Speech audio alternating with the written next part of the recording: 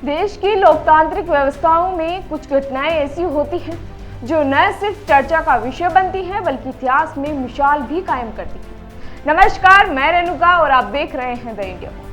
ऐसा ही कुछ हुआ है हाल ही में सुप्रीम कोर्ट के एक ऐतिहासिक फैसले के बाद, जिसने संविधान की व्याख्या और राज्यपाल की भूमिका को लेकर एक नया रास्ता खोल दिया है। जी हाँ, पहली बार देश में ऐसा हुआ है कि किसी राज्यपाल या राष्ट्रपति की मंजूरी के बिना 10 विधेयक कानून बन गए हैं। यह फैसला सीधे तौर पर तमिलनाडु सरकार और राज्यपाल RN रवि के बीच चल रहे लंबे समय से गतिरोध से जुड़ा है। मामला यह था कि तमिलनाडु विधानसभा द्वारा पारित किए गए विधेयकों को राज्यपाल मंजूरी नहीं दे रहे थे और बार बार इन्हें लटकाया जा रहा था। इन विधेयकों को राज्यपाल ने पहली बार में न तो मंजूरी दी है और न ही खारिज किया है, बल्कि लंबे समय तक बिना किसी निर्णय के रोके रखा। इसके बाद जब तमिलनाडु विधानसभा ने इन विधेयकों को दोबारा पास कर राज्यपाल के पास भेजा, तो उम्मीद की जा रही थी कि कई संवैधानिक मर्यादाओं का पालन करते हुए मंजूरी दी जाएगी, लेकिन ऐसा नहीं हुआ।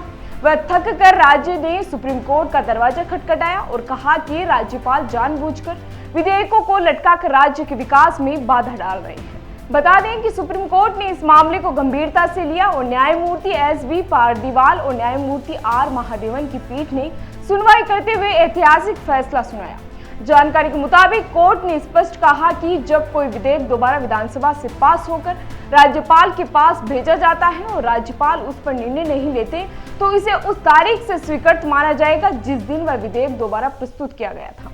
माना जा रहा है कि यह आदेश सीधे तौर पर राज्यपाल की उस भूमिका को चुनौती देता है जिसमें वे विधेयकों को अनिश्चितकाल तक रोक सकते हैं।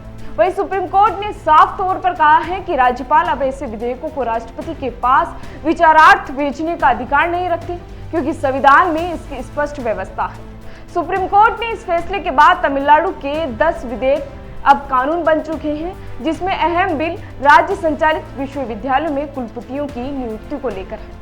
वहीं स्टालिन सरकार ने इस फैसलों को संघीय ढांचे और राज्य की स्वायत्तता की जीत बताया है। उन्होंने कहा कि यह फैसला देश के सभी राज्यों के लिए एक मिसाल बनेगा जहां राज्यपाल अपने संवैधानिक दायित्वों का पालन नहीं कर रहे हैं और विधायी प्रतिक्रियाओं में बाधा डाल रहे हैं। इससे पहले कभी भी किसी राज्य में इस तरह बिना राज्यपाल या राष्ट्रपति की मंजूरी के कोई विधेयक कानून नहीं बना था। अब सवाल ये उठता है कि क्या यह फैसला अन्य राज्यों में भी लागू हो सकता है? क्या अब राज्यपाल की भूमिका पर दोबारा विचार किया जाएगा? और सबसे बड़ी बात तो यह है कि क्या अब विधायिकाएं ज्यादा स्वतंत्र होगी? यह मामला न सिर्फ संविधान की व्याख्या का एक उदाहरण है, बल्कि ये भी दिखाता है कि सुप्रीम कोर्ट किस तरह लोकतांत्रिक मूल्यों की रक्षा के लिए आगे आता है और जब सत्ता के किसी भी हिस्से से इन मूल्यों को दबाने की कोशिश होती है। वहीं यह फैसला बताता है कि लोकतंत्र में देर हो सकती है लेकिन अंधेर नहीं, और न्यायिक सक्रियता के जरिए संवैधानिक संतुलन को बरकरार रखा जा सकता है।